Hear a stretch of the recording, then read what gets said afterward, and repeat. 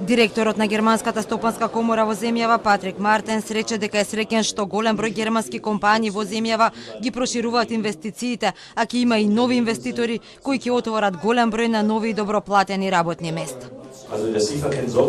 Сметам дека со воведувањето на законот за заштита на сенџирите на добавувачи, морам да напоменам, тој ќе се воведе од следната година, не е воведен, се раѓа шанса за македонската економија. Тоа напротив ќе донесе многу поголем број на компании во државата и многу повеќе работа за постоечките.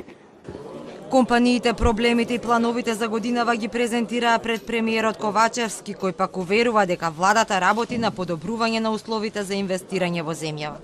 Во Европа може да се произведуваат многу работи, а тоа значи и заштита на трошоците. Северна Македонија тоа ќе го искористи и затоа правиме амбиент за нови инвестиции.